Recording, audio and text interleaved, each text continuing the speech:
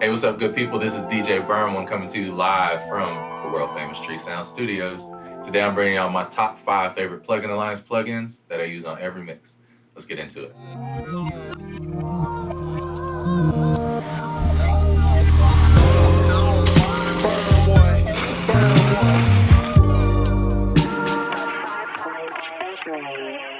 Alright, so today we have a record from my friend John William Flautist. We got a record called Night Drive with Big Gift that's out right now. Y'all check that out. This is another record off his new album called When the Last Leaf Drops. Alright, so the first plugin we're gonna get into is one of my favorite plugins of all time, the Black Box. So basically what this does is it replicates transistors from old analog equipment like the Pultec, different things like that. It has this pentode right here, which is basically like the bass or the low end of the sound. I know it's like really dumbing it down. They'll probably say it wasn't, but it increases the bottom of the record to me. And then the triode, which is the RMS, like the apparent volume.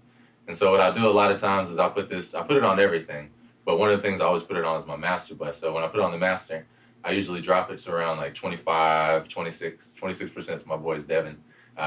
Super dope engineer. That's his favorite, 26%. And then this right here, you can point to what frequency you want to accentuate. So if you want to hear more of the low, you can point it to the low. Now, if I'm working on just the master bus, I keep it flat because I want it to affect everything evenly. And so what I do is I'll play with the pentode and triode a little bit, and then just kind of go from there. So let's see.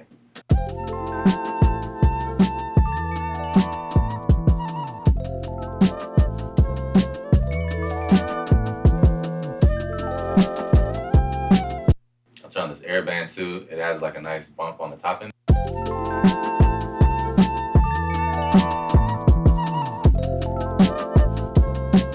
This saturation right here is actually parallel saturation, so you can play with it or you get the alternate tube. That's dope too.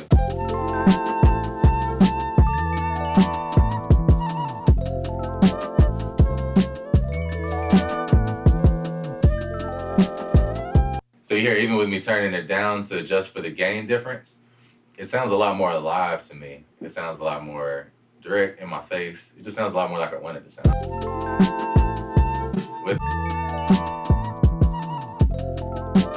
Alright, cool. Next plugin I always use is the Mog EQ.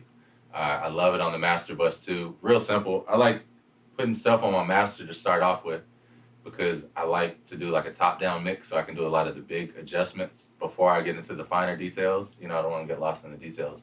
So a lot of times like this, I'll boost up the sub and this 40 hertz a little bit and play with this airband as well. So let's check that out.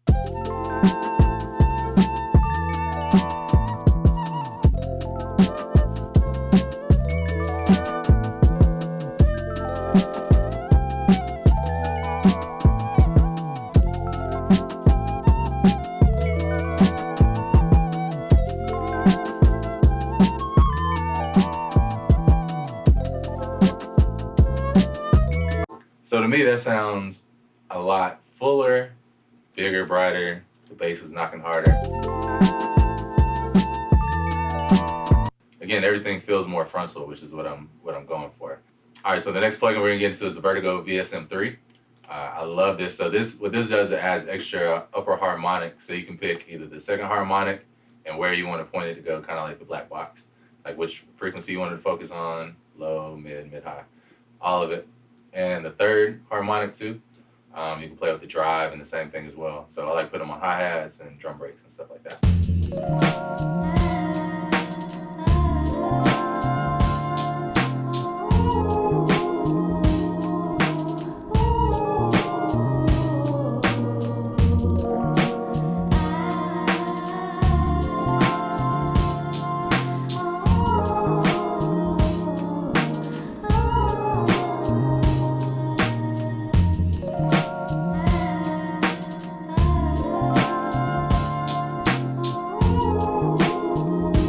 So again, I'm feeling more aliveness. Is that a word? All right. So again, I'm feeling more life from the hi-hats when I put it on there. It's exciting. Those upper harmonics. It's making it poke out on phones and different smaller speakers. So this is dope too on like bass lines if you're trying to get them to cut through on different speakers and things. This is really dope right here. All right. The next plugin is the Purple 1176. So this is their version of the 1176. I love this on vocals because A, it fattens things up. And then B, it's got a parallel mix knob. I love these. So now I can parallel compress the vocal and not have it sound over compressed, but get just the right amount of tone and fatness in there that I want. And so we'll put it on Anna's vocal right here and see what happens.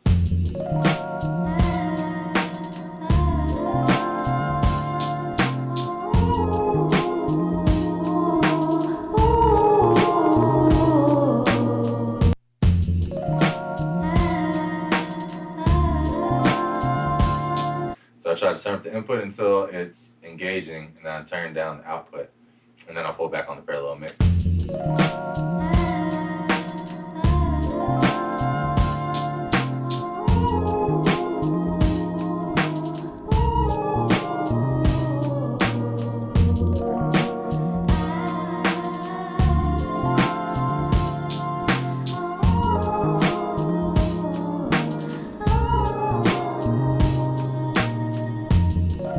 A lot more in your face, a lot more frontal. Like I said, if you want to go more extreme, you could just put it on there all the way. A lot of times I just like it blended in there. All right, so that was my top 5 favorite plugins. I got one more for y'all. Funny story, I actually met David Pensado. Shout out David Pensado. Pensado's place is fucking amazing. But I actually met him and I was like, yo, I got that, it was some AB program. I forget what it was called.